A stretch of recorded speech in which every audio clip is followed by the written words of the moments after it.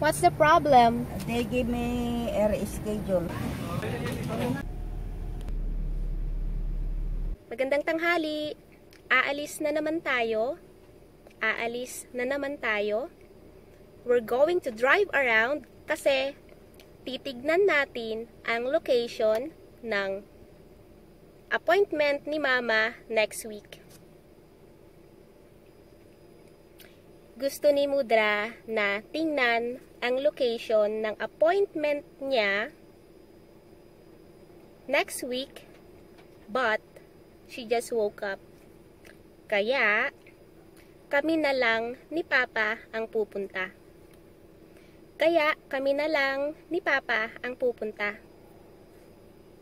So, Dad and I are gonna go instead.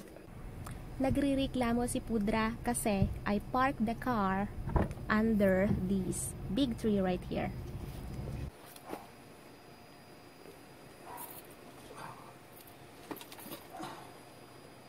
Madumi daw yung salamin ko. Madumi yung salamin ko. Madumi yung salamin ko.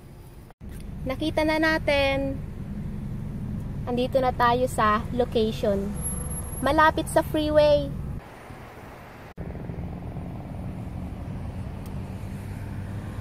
Malapit din sa trolley station.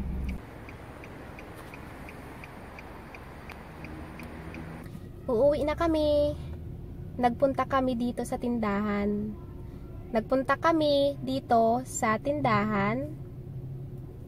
Naghanap kami ng timbangan para sa kusina.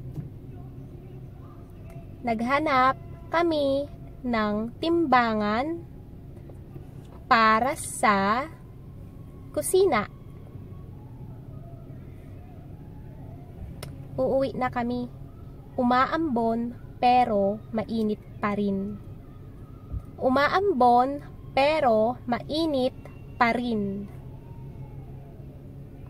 Sinong driver? Ako pa rin. Tikman daw natin. Not the best taga-tikim when it comes to Wala pang sabaw. carrots. But once the pancit is cooked, I'm gonna be the best taga-tikim. Kulang pa rin sa alat? Parang tama na. Kulang pa rin sa alat?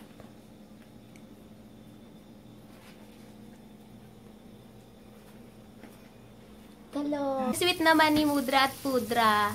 Oh, ganun lang. Habang naggigisa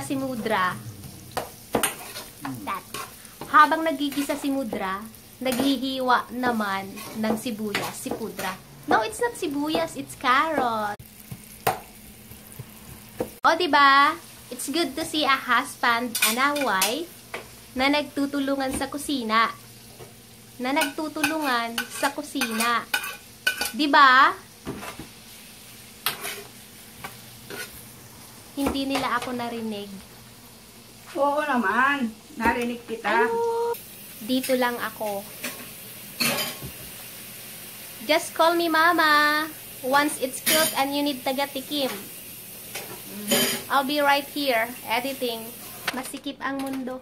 Practice ulit tayo ng pronunciation. Bihon.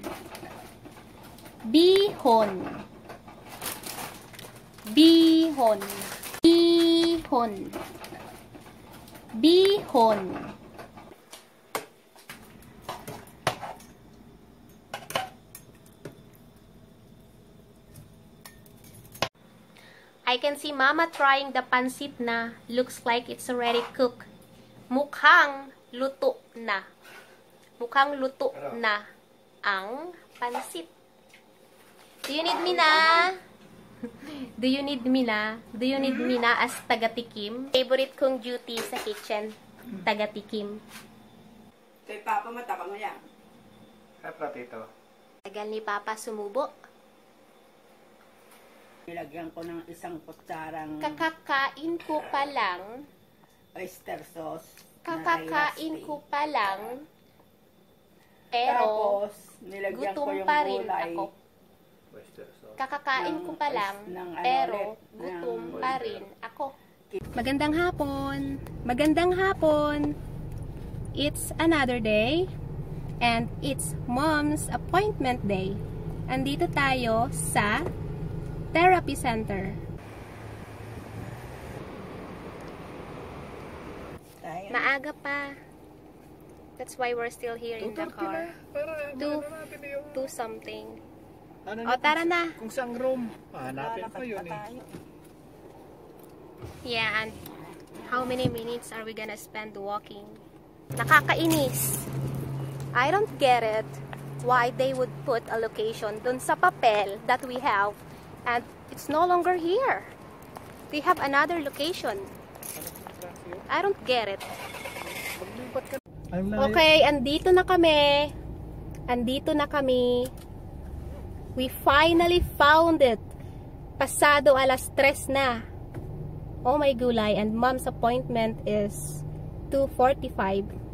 2:45. And she's late. Doon daw sa may Staples. Across the street? Yes. Ayan, Oh my gulay, we're gonna go there. Third location na yan. Yeah. Appointment. Parang ano ito eh. Sa DDS. Nagtatanong-tanong si Mama. Nagtatanong-tanong. She's asking around. The number is 1626. And there's 1626 here, but it's... What's that? Mail. FedEx. Wala eh. Mom suddenly disappeared. Biglang nawala si Mama. Biglang nawala si Mama. So I think we're on the right location. The numbers have letters. There's 1626A, B, C, D. So we found it. Sa wakas. Sa wakas. And I forget about slowing down. Pasensya. And I got a nice parking spot. Malilim.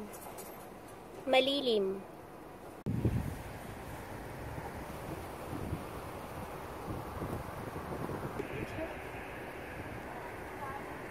Anong problema? What's the problem? They give me a reschedule. They gave you a new appointment date? Yeah. Kasi late tayo. Mm-hmm. Yeah, because Yan ang sinabi mo, dapat they gave you the wrong address. okay lang naman yan. Maling address. Ang nasa papel mo. Dapat pinakita mo Dapat pinakita mo yung mga binigay nilang address ah. Daddy's Oo, complaining. sinabi ko nga. Oo. Dumating kami doon sa schedule na nakalagay dito. 30 minutes pa bago mag 2:45. 1 o'clock. July 20. Oh wow, July 20, the parehong petsa. Naku, parehas na pizza. Same date of Dad's yung ini-schedule ko na ano. yeah. Appointment He's niya planning to do his blood draw on the 20th ng Hulyo. Eh, ano naman ang kaugnayan nun? Eh, alauna naman ito. Oh, I see. Ay, patawarin. Ikaw umaga, ako hapon. Irritated. Talaga naman, oo. Are we gonna go grocery na? Para makaihi ka doon. I got a very nice spot. You don't wanna stay here? Under the big tree? Yeah, as I told you, You have to pee. it's good to sleep here. But you have to pee. Yes. And we have to go to the store because there's banyo there. Mm-hmm. Okay. Sipod naman mayroong apple, Yeah, but- diba? Mas mura kaya dyan. It's cheaper there. O kaya doon na lang sa Balyarta.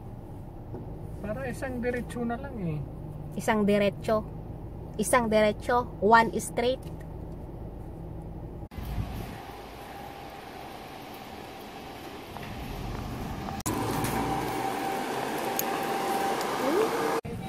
May rambutan sila. Rambutan. Fresh.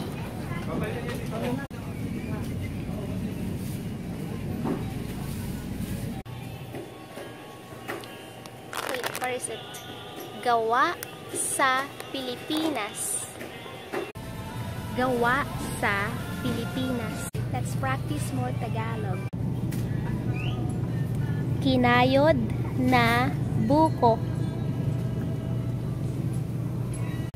Kinayod na buko. Kinayod na buko. Where is it? Produkto ng Hong Kong. Ng Hong Kong. Ito masarap. Alin po? Ito. Walang amoy. Sa kasi crab. Ah, ganun pala. Hindi isda. Kung isda. Thank you po. Sabi ni Kuya, ito daw ay maganda. Hindi daw malansa.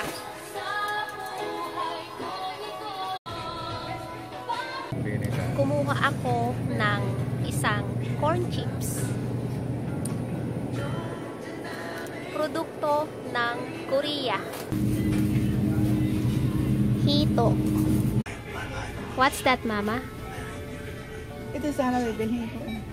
Ito na lang. Ha? Ito na lang. Ikaw.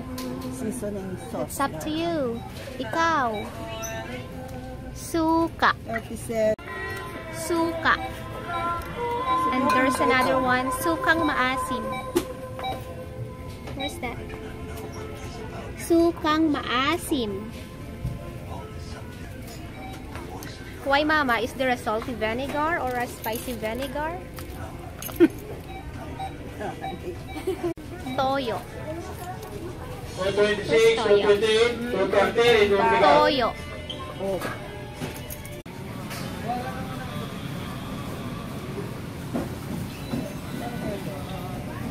Libre. Kabalikat sa buhay. Kabalikat sa buhay. Ano ang ibig sabihin ng kabalikat?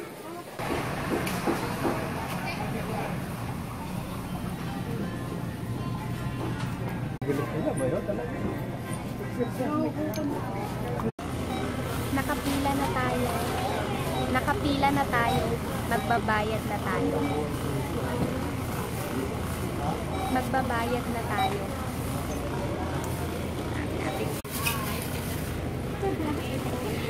Hi! Hi! We're home na. We're home na. Bahay na kami. At na-miss ko to. Na-miss ko to. Kaya, that's why, as soon as we get home, guess what? Tada! Guyabano juice. Guyabano juice. Pasensya na if the TV is bothering you. They are watching TV. They are watching TV. Ayun yung mga pinamili natin. Nasa background. Ayun yung mga pinamili natin. Sun Tropics, I love your Guyabano juice. Yan lang para ngayong linggong Taglish vlog. And don't forget to check the info sa ibaba.